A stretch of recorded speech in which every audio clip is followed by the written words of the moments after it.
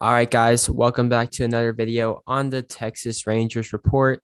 Today, we're doing a little bit different, and it might stay this way on the channel. It's a video podcast. I'm here today with my brother, and if you guys ever want to be on this video podcast, um, I got to figure out a process, but for right now, just hit me up on Instagram or in the comment section down below. But right now, we have a lot of Texas Rangers news. Starting off with Joey Gallo and the home run derby. What were your thoughts, Evan, as Joey Gallo?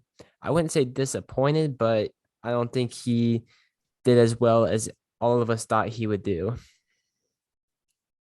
Yeah, I mean, he kind of started off slow, and I think he probably had a lot of pressure on him being For one of the sure.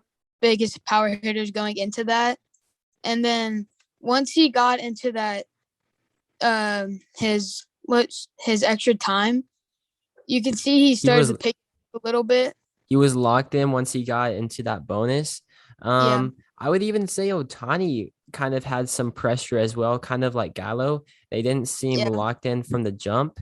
I mean, a guy like Pete Alonso, he was locked in from the get-go. He hit 35 home runs. Um, I mean, I don't want to blame it on Tony Beasley, but I don't think Tony Beasley gave him the The best best. pitches either. I mean, we can't blame it all on him.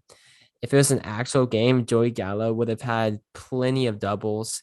Um, I mean, I don't know if we'll ever see him in another one, which is sad to say, but it was still fun nonetheless. Yeah. And right now, Pete Alonso's down in the final round with a minute left, down by Okay. 12.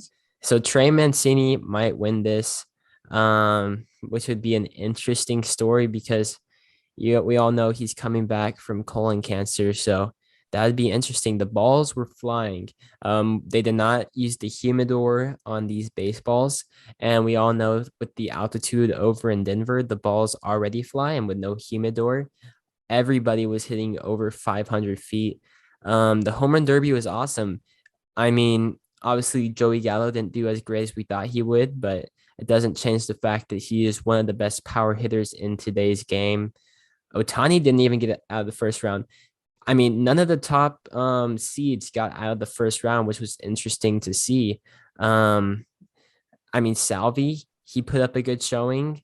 I think Yeah, this I was a mean, good home run derby. Nonetheless, what's your thoughts?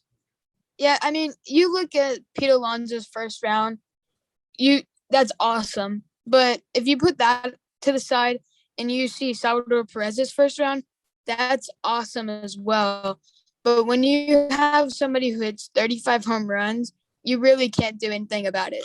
For sure. I mean, if Salvi was paired up with any other guy, he definitely is making out of that round alive. So, I mean, it's cool that Joey Gallo was in the home run derby. I really wish he would have won. But I mean, this good job for Trevor Story, Trey Mancini, Pete Alonso, and Juan Soto, because I don't think anybody really thought that they would be getting past where they did. So you got to give them props. Although there's actually breaking news as Pete Alonso is now the home run derby champion. So he has defended his derby in back-to-back home run derbies, or I shouldn't say defended his derby. He has defended his crown in back-to-back home run derbies, being in 2019 and 2020, given that there wasn't a home run derby last year, given COVID and whatnot. But this is outstanding for Pete Alonso. He's now the third player to defend his crown in back-to-back home run derbies, going all the way back to Ken Griffey Jr. and Yoenis Cespedes. I knew going into this that he definitely had a chance to win this. Like I said, obviously I wanted Gallo to win it, or even Otani would have been cool winning it. But Pete Alonso has some massive pop. He isn't doing extremely great right now for the New York Mets, but I know I have some New York Mets fans on this channel, so shout out to you guys. Congrats for Pete Alonso winning. I know it's probably awesome that he won. he looked locked in, and he was hitting moonshots. And Trevor Story said last night that right-handed hitters probably had a better advantage hitting in Coors Field, so that paid off for Pete Alonso. But it was a fun home run derby nonetheless. Congrats to Trey Mancini because he competed as well. Congrats to everybody, especially the underdogs, Trey Mancini, Pete Alonso. They put on a show.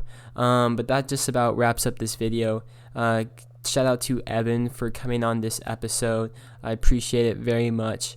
But if you haven't already, like the video and subscribe to the channel because I'm your #1 source for all things Rangers on YouTube. But with that being said, I'll see you all in the next one. Peace.